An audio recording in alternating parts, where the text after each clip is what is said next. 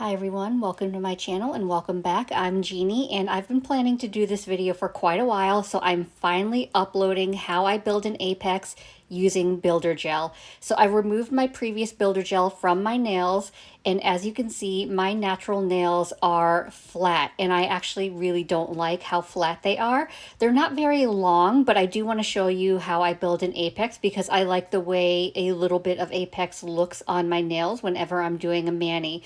So I did do a little bit of a rush job removing my previous builder gel, so ignore the state of my nails.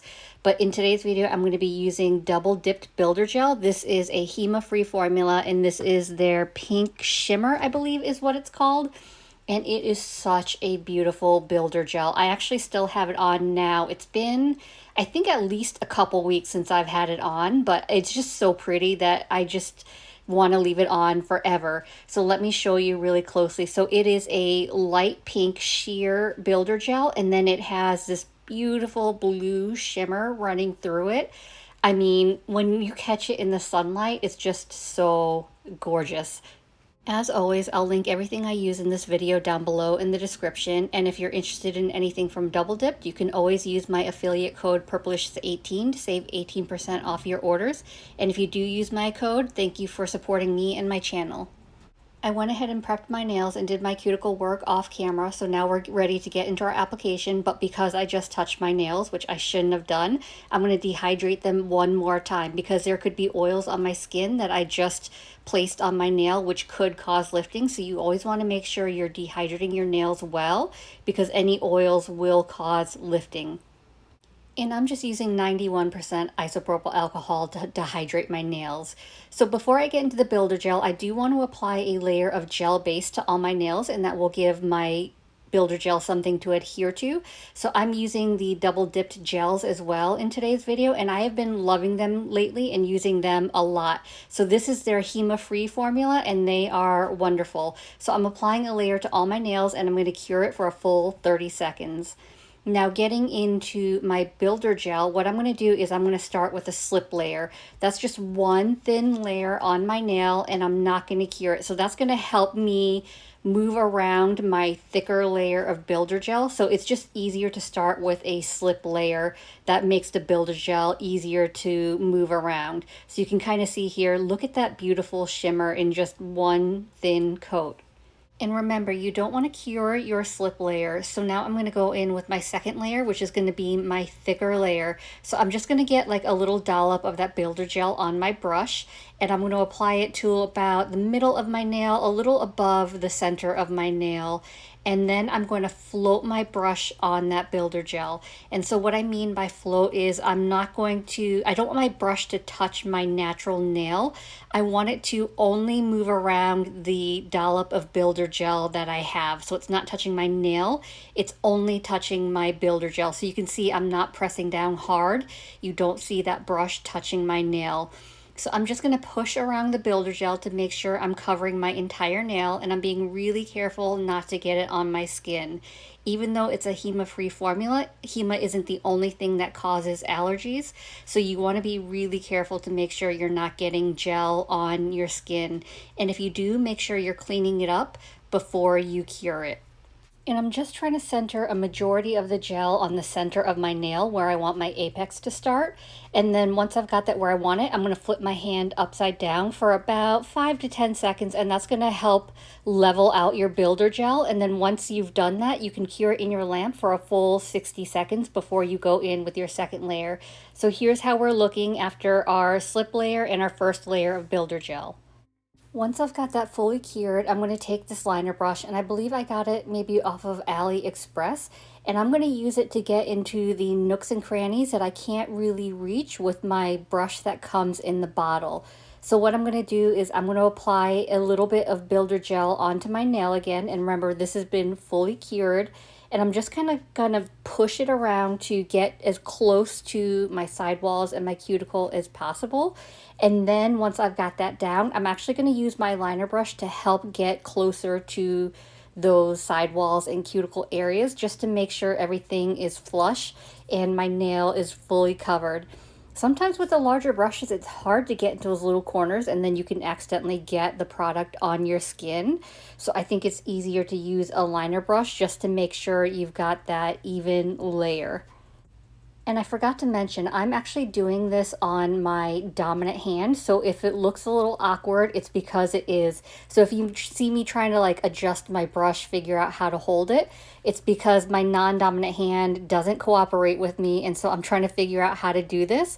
So it's a little more difficult. I'm taking a little more time and being a little bit slower just because I am doing this on my dominant hand. I know I do my builder gel probably a little bit differently than what you may have seen other people do, but this is what I found works best for me. So I'm not a trained nail tech, I'm just an at-home DIYer. I've been playing with builder gel on and off for a few years now.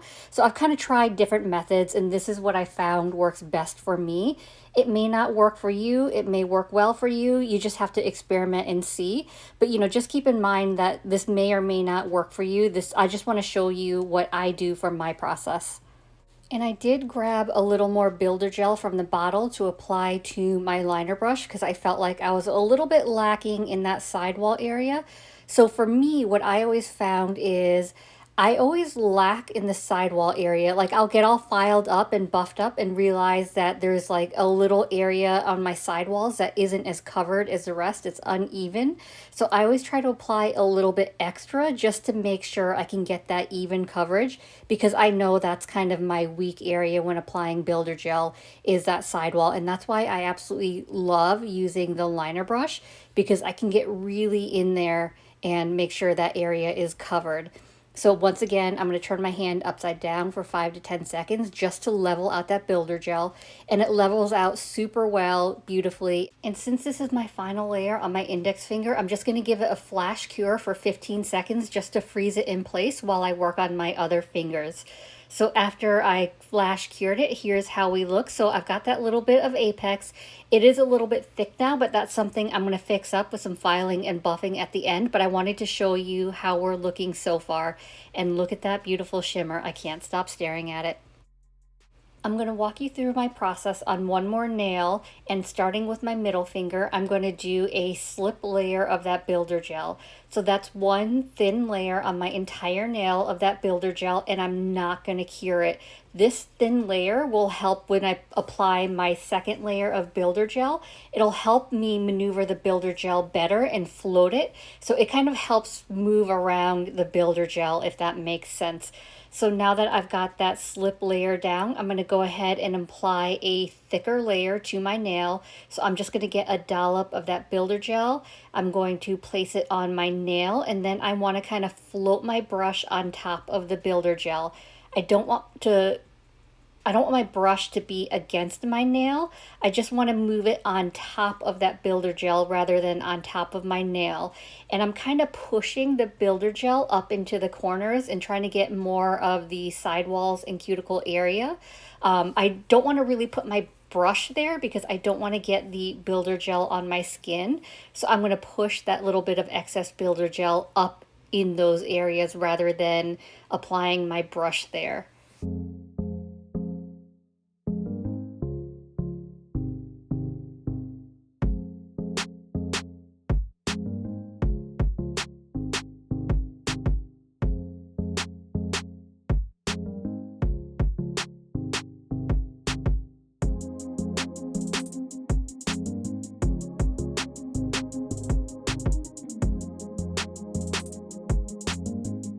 When you're ready to cure your builder gel, before you cure, always remember to turn your hand upside down to let that builder gel level out before you cure it.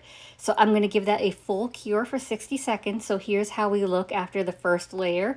So I always like to concentrate the majority of my builder gel on the middle area of my nail where I want that apex to be. And then I'll go in with my second layer, or I guess actually technically third layer because my slip layer is my first layer. But I like to go in then and then start working on like my cuticle area and my sidewalls. So I'm going to apply that dollop of builder gel, and then I'm going to use my liner brush again to push around that builder gel to get more in the crevices of my sidewall and cuticle area.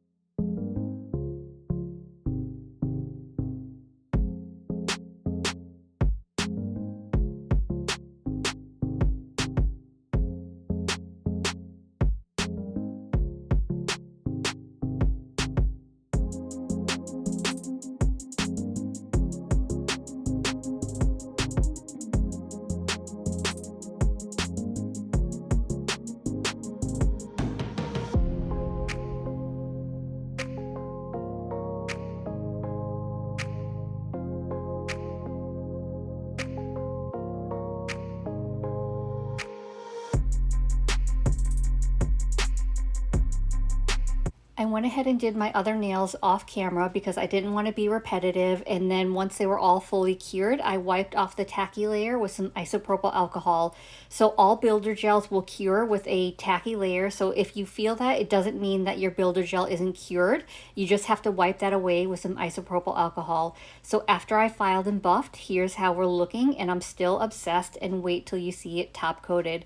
So because I use peel base, I like to protect my builder gel with some gel top coat. So I'm first going to go in with my double dipped Hema free gel base, and that's going to give my top coat something to adhere to so it doesn't peel off. So I cured that for 30 seconds, and now I'm going to go in with my double dipped Hema free no wipe gel top coat, and I'm going to cure that for a full 60 seconds. Now, I've seen a lot lately where even if it's a no wipe gel top coat, you should still wipe it with some isopropyl alcohol because there can be chemicals still on there that can cause an allergic reaction. So I'm trying to make that a practice. So whether it's a no wipe or wipe gel top coat, I make sure that I'm wiping that off with some isopropyl alcohol.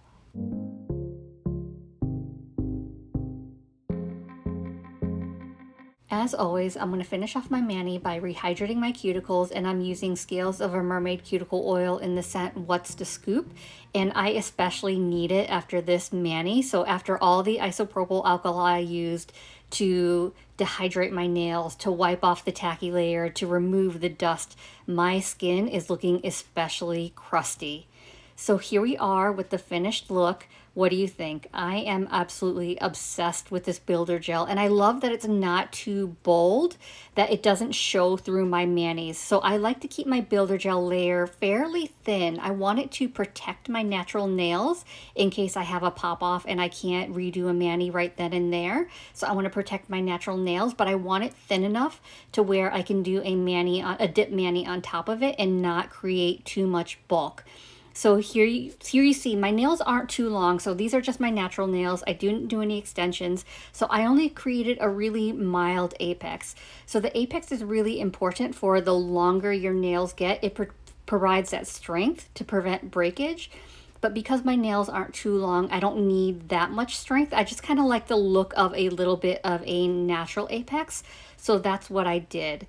So anyway, I hope this video was helpful. I hope you enjoyed it. And if you did, I'd appreciate it if you gave this video a thumbs up.